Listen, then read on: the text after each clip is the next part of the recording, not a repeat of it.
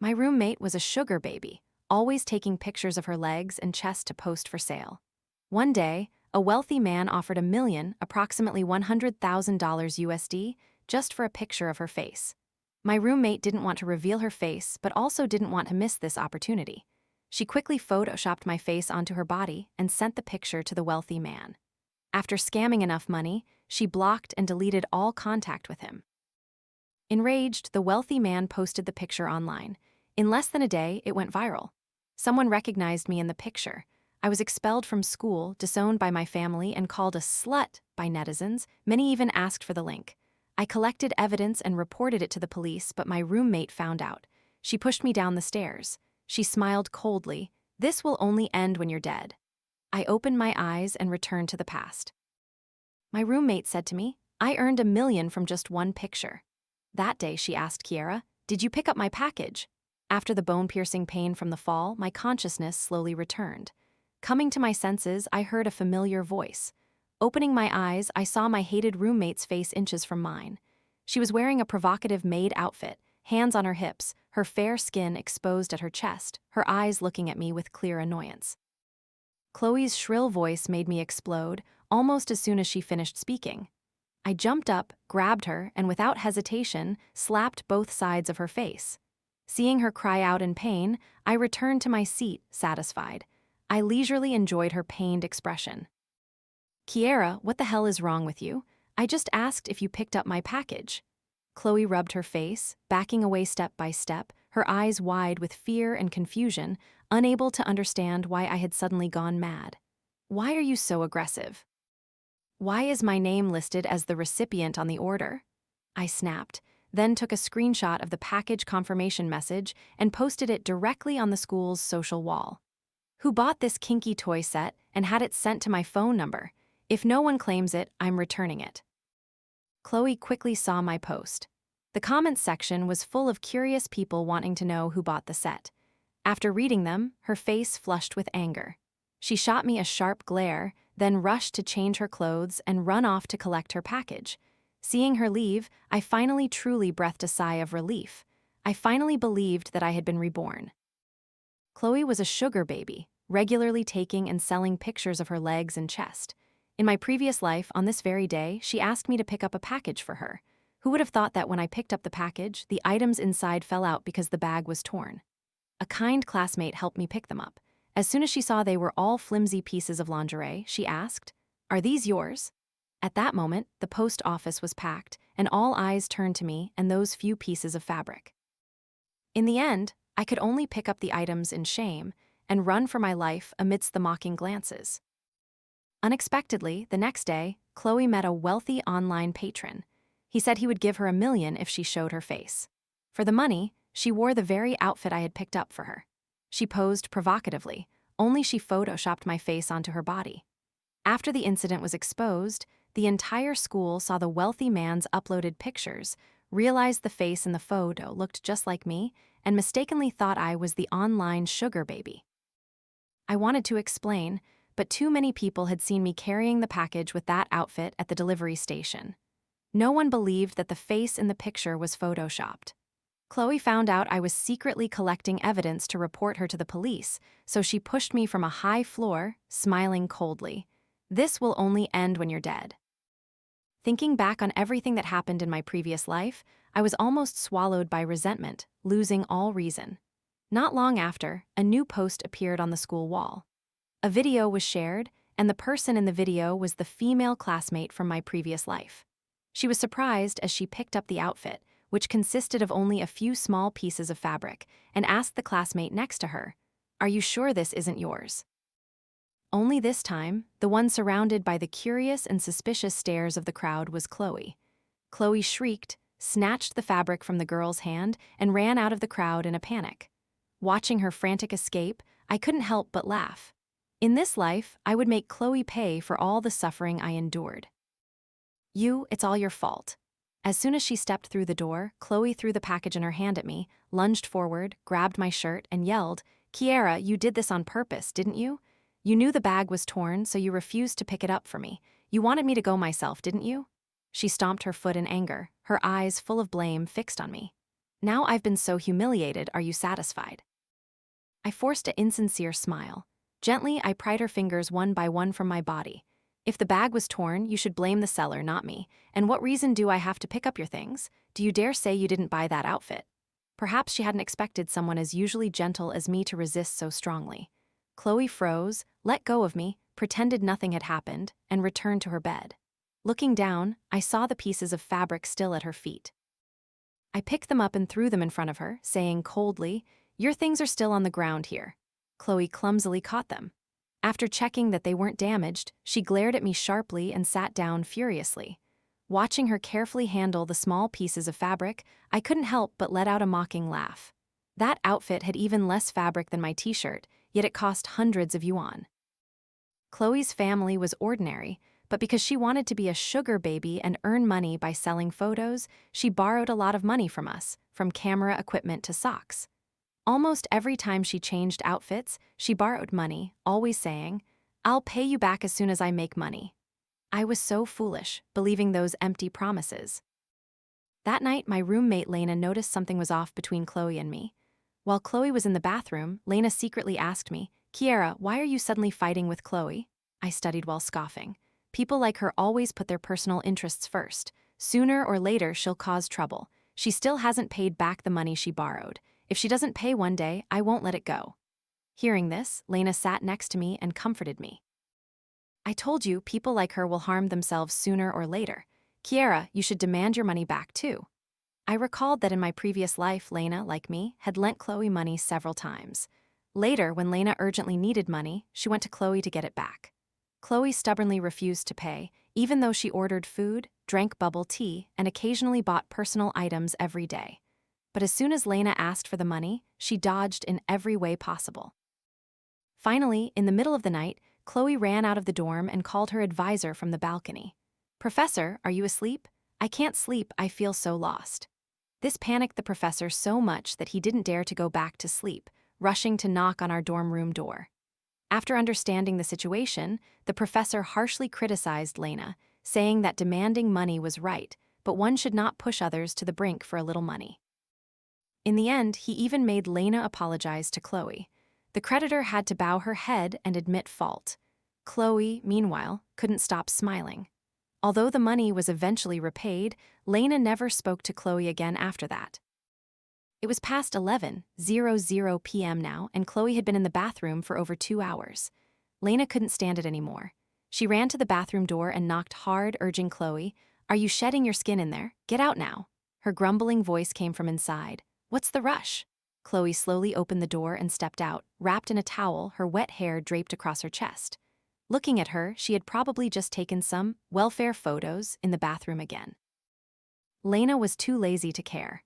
She pushed Chloe out and closed the bathroom door. Pushed out, Chloe's face was displeased. She glared at the person who had just entered the bathroom, then clicked her high heels and walked away. She had only taken a few steps when Lena's scream echoed from inside. "Kiera, she used your water card." I opened the bathroom door. Lena held the water card and walked towards me. At the same time, Chloe trembled slightly and quickly pulled up a chair to sit down. "The water card is currently at -100 minutes. It's exceeded the usage limit." With that, the card was handed back to me. I couldn't believe it and quickly checked the bathroom. Sure enough, the limit had been reached. I immediately went to find the culprit. My water card had been lost last week. I was in a hurry then and went to get a new one, forgetting to ask the staff to lock the old card. I didn't expect Chloe to pick it up. "Kiera, I'll pay you back, trust me," Chloe quickly explained as she saw me walking towards her, because I had clearly changed my attitude in the 3 days after experiencing the consequences that angered me. "Did you steal it or find it?" I asked. "FF found it," she stammered out the answer. Seeing her so scared, I smiled mockingly, then snatched her towel and dragged her whole body onto the balcony. I said sarcastically, "Don't you like taking welfare photos? Then let's give the building opposite a big show, how about it?" As I spoke, I pretended to pull her towel down. "Kiera, I'm wrong, I'm really wrong. Can you let me go this one time?" Chloe was so scared she started crying, clutching the towel tightly as if afraid it would fall. "Good, then remember to guarantee it next time." I leaned close to her face, secretly pressing the record button. Guarantee what? Chloe looked at me blankly, then quickly understood what I wanted. In front of her was a selfie stick with a phone attached. Seeing her about to ask something, I guessed her thoughts and spoke first. I know you don't like showing your face, I understand. Chloe awkwardly asked, do I really have to record it? Of course, otherwise I'll report it to the police, okay? I smiled brightly, not backing down. After all, you owe me a lot of money, enough to file a report. When the police ask what you borrowed money for, I don't need to say everything. Chloe understood that I wouldn't let it go easily. After a moment of struggle, Chloe complied, standing in front of the phone camera and reciting my demands. I, Chloe, alias Mock, am writing this promissory note at the request of my creditor, Kiera. Mock was Chloe's alias when she operated as an online sugar baby. The next morning, after returning to the dorm from my 8 a.m. class, I opened the door to see Chloe wearing the same outfit as yesterday. She was standing in front of the mirror. Reflexively, I pulled out my phone and took a few pictures. Kiera, why are you taking pictures of me? Chloe asked, startled when she noticed me. I'm keeping it as evidence. As I spoke, I opened the recording, urging her to pay. When are you going to pay me back? A hint of smugness flashed across Chloe's face. She lifted her head, stepped forward, and retorted, do you want me to transfer it via WeChat or Alipay? Looking at her triumphant demeanor, I guessed she had sent the photoshopped picture of my face to the wealthy man who had offered $1 million the other day. When she showed me the QR code for transfer, I tentatively asked, yesterday you said you had no money, how do you have it overnight? HMPH, some stupid rich guy just gave me $1 million, of course I have money now. After saying this, she suddenly seemed to realize something. She glared at me, then continued, oh, why am I saying so much? After transferring the money, Chloe changed into different clothes, put on makeup, grabbed her bag, and left the dorm, skipping that day's class. After she was out of sight, I posted a few selfies of myself on social media with the caption, my roommate has become a rich lady. I wonder what kind of good karma she accumulated in her past life. Immediately after seeing the sugar baby's revealed face, the wealthy man drove from distant city C to our city. At this moment, Chloe was enjoying her newfound wealth, and her attitude towards the wealthy man had softened considerably. It was also that very night that Chloe, thanks to the money she received from the wealthy man, successfully infiltrated the school's rich kids' circle. She took an interest in one of them and began to pursue him wildly. Knowing that he wasn't short on money, she constantly changed her style of dress, trying to attract his attention. But only a few days later, Chloe learned that the wealthy man had tracked her to this city. To avoid being exposed and to scam more money from him, she hastily blocked all contact with him. Enraged, the wealthy man immediately uploaded all the photoshopped pictures of my face to the entire internet. All social media outlets were confused, thinking that I, a student, was a fraudster who pretended to be a sugar baby to scam money. I was expelled from school, disowned by my family, and cursed by netizens as a slut. Some even asked for pictures and videos. Thinking of everything from my past life, after posting the video, I didn't hesitate to use the money Chloe paid me to buy a sponsored promotion package for my account on the platform. I hoped that wealthy man would see my account soon. That evening, Chloe returned to the dorm room with bags full of clothes and accessories. After arranging her things, she immediately rushed to the balcony to make a phone call. I don't know if it was to show off or for some other reason, but Chloe put her call on speakerphone. Anyone passing by could hear it. A young man's voice came from the other end of the line. Seeing her sweet, enraptured expression, I guessed it was probably the rich young master she was pursuing. Lena curiously asked me, why is Chloe so unusually happy today? I just gave a dismissive smile, because my platform account had already received several private messages. The sender's profile picture was the melancholic back of a man smoking. The display name was Lone Wolf Wang. Mock, you're so beautiful, I'm coming to find you soon. Mock, answer me, I'm Mr. Wang who gave you money. I watched the continuous stream of messages appear, smiling faintly. The fish has taken the bait.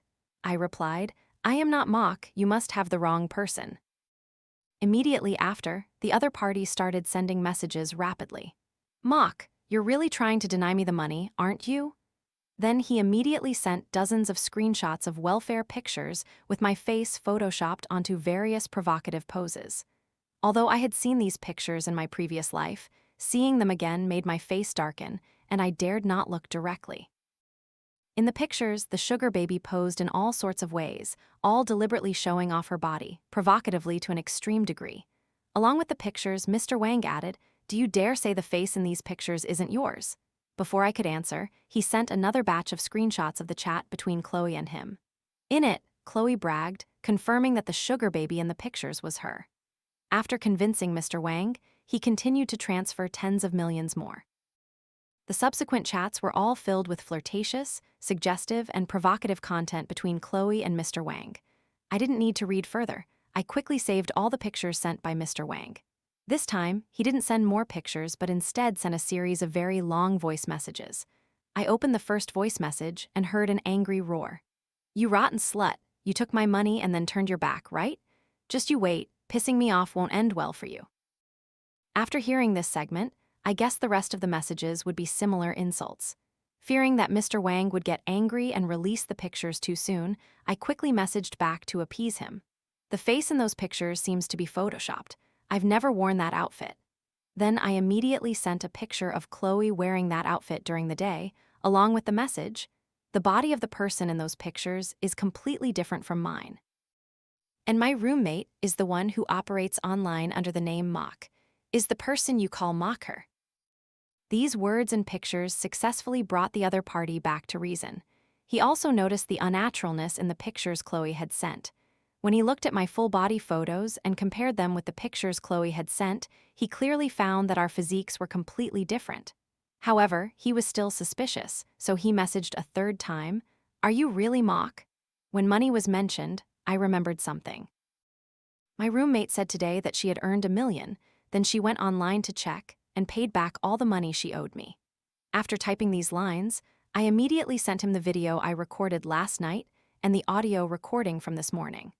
After confirming that the other party had seen all the evidence, I immediately retracted all the files I had sent.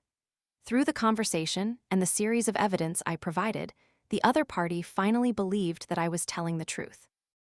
He apologized to me repeatedly, still feeling it wasn't enough, so he transferred 10,000 yuan to apologize to me.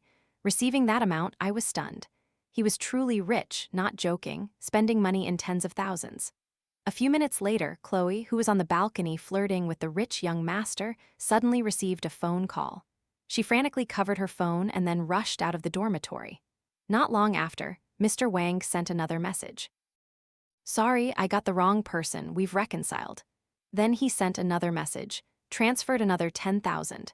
It turned out that after being deceived by Chloe, Mr. Wang had been completely drained of another sum. She furiously stormed back to the dorm, slamming the door open and rushing towards me, raising her hand to slap me. I blocked her hand in time. "Chloe, are you sick? Why did I have to expose you?" she asked, looking at me angrily. She tried to pull away from me but couldn't escape, only able to scream helplessly in the room. I looked at her helpless expression, then raised my hand and slapped her again, then dragged her to the sink, turned on the tap, and held her head under the water to calm her down. Chloe went mad on the spot, using all her strength to break free. Her wet hair fell down, making her look disheveled. Seeing that she still wanted to argue, I pulled out the photoshopped picture with my face on it and placed it right in front of her. "Chloe, I can absolutely sue you for this." I looked at her coldly. Chloe was speechless, forced to remain silent and accept the injustice. Lena, who still didn't understand what was happening, walked over to look. After seeing the face in the picture clearly, she exclaimed, "My eyes are burning. She didn't expect Chloe to use someone else's face in her welfare photos. I can't stand it."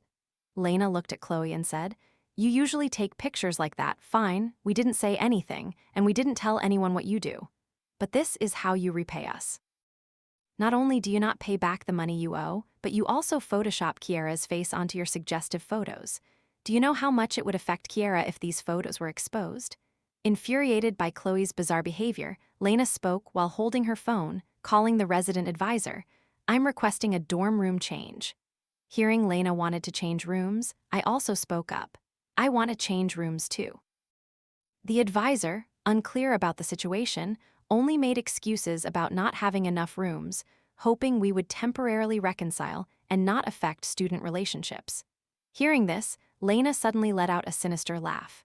"You don't want a student calling you from the rooftop in the middle of the night, saying they want to commit suicide, do you?"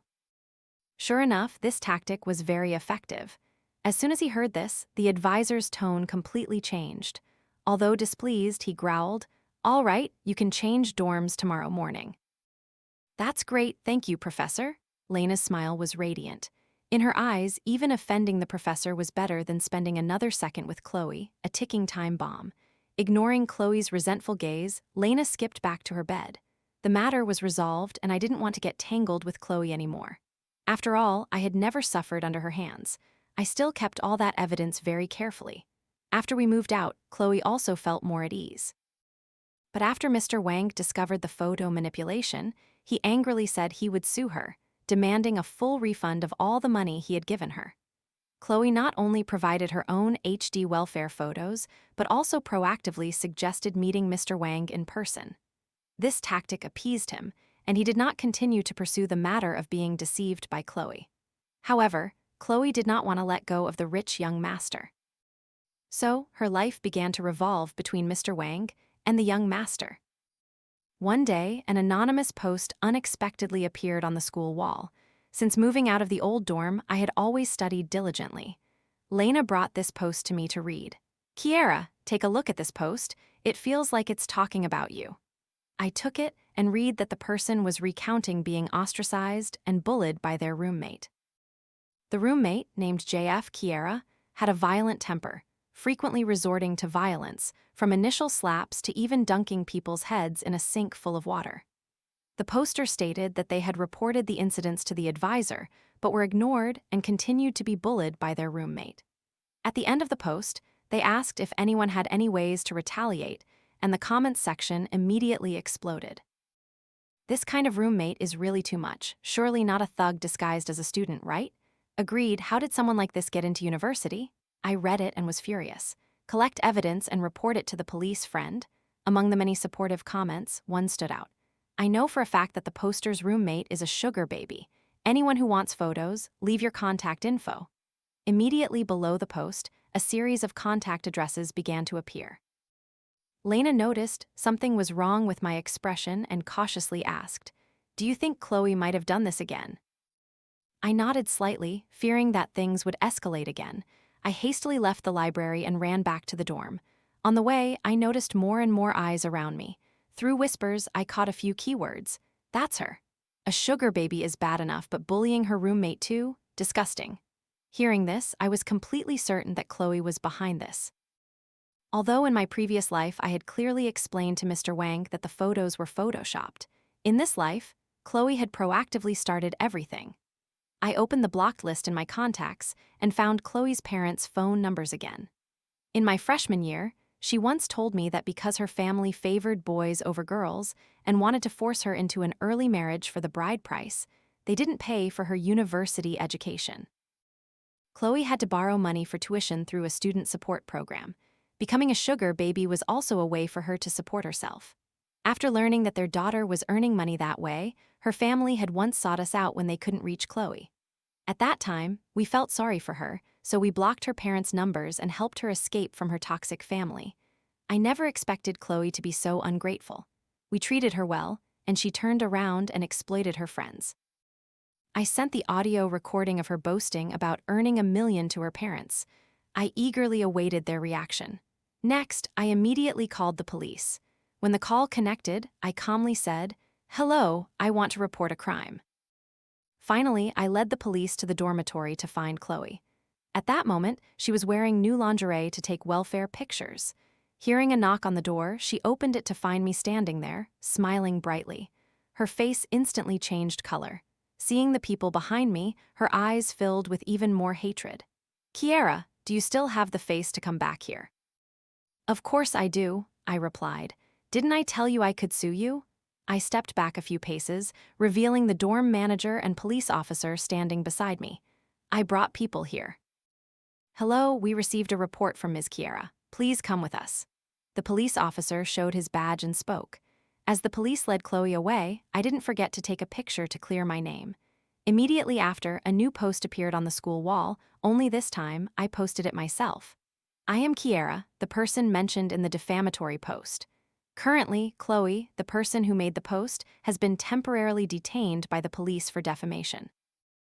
Furthermore, she is also the one who fabricated the story about me being a sugar baby. To those classmates who asked Chloe for Photoshop pictures of my face, I sincerely advise you to delete them immediately and not illegally disseminate them. Otherwise, the police will come to each of you. The chat messages asking for pictures are still saved. If you truly want to be the next person visited by the police, then keep them.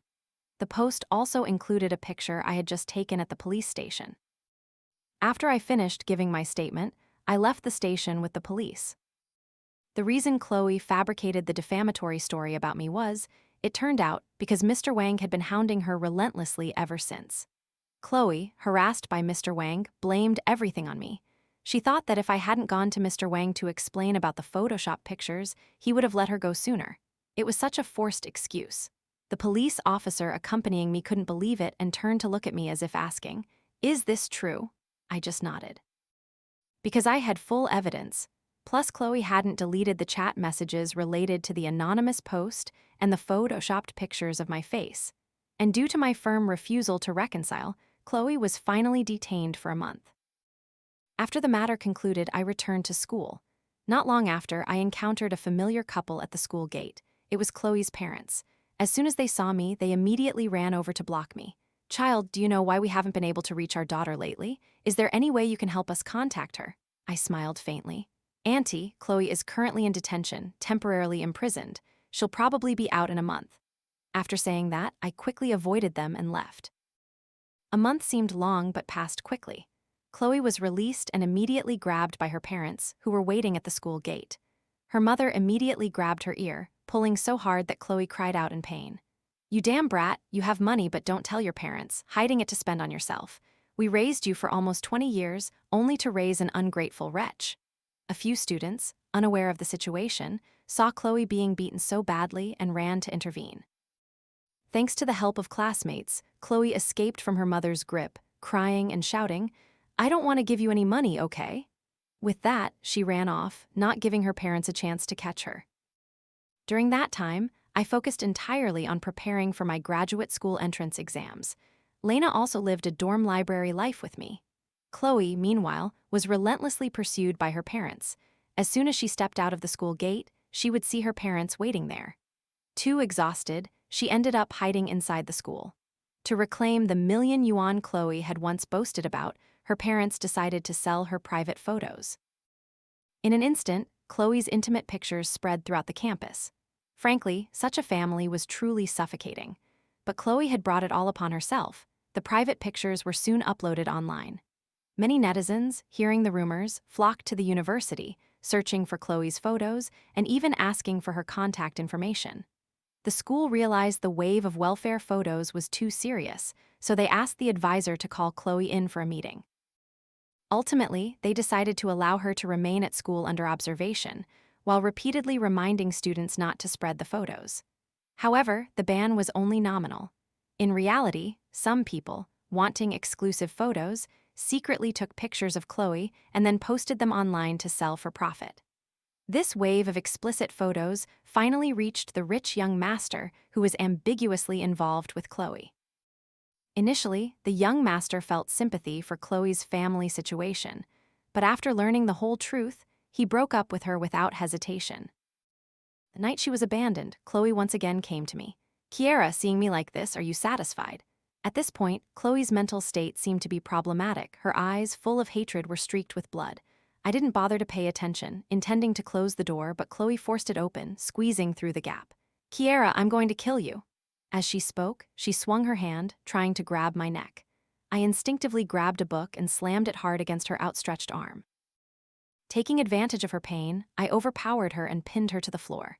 "Chloe, you brought all this upon yourself, didn't you?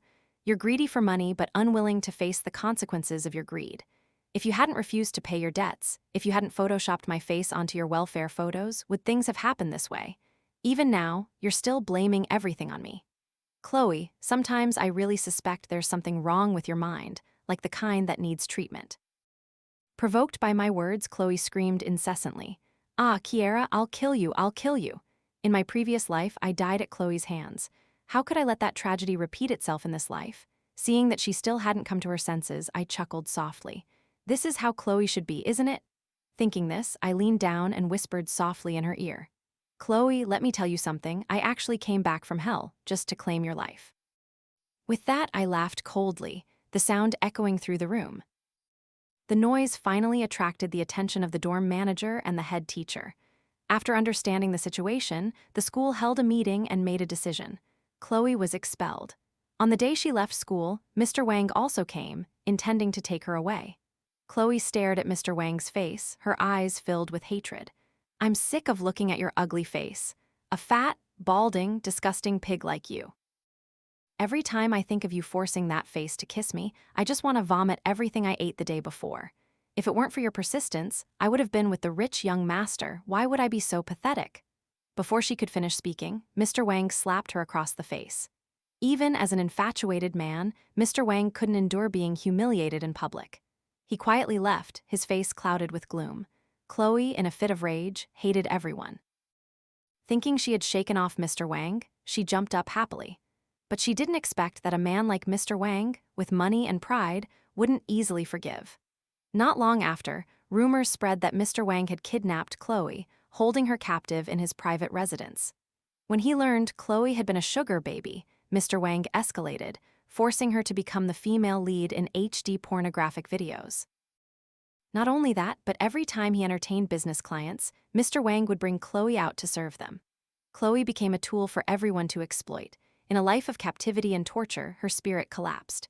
Finally, on one occasion when only the two of them were home, she seized the opportunity, grabbed a small knife, and stabbed Mr. Wang directly in the heart. Unfortunately, it wasn't a fatal blow. Mr. Wang reacted, grabbed the knife, and ended her life. Both died on the spot. When the bodies began to smell, neighbors complained. The building management reported it to the police, and when they were discovered, both bodies had already decomposed. As for Lena and me, after a year of hard work, we successfully secured places in graduate school. At the inauguration ceremony for the new academic year, I was chosen as the representative of outstanding students to give a speech on stage. Looking at the faces of the new students below, I smiled faintly and calmly said, "Hello, everyone. I am Kiera, your senior." Everything had come to an end, hatred had ceased. A new life had begun for me.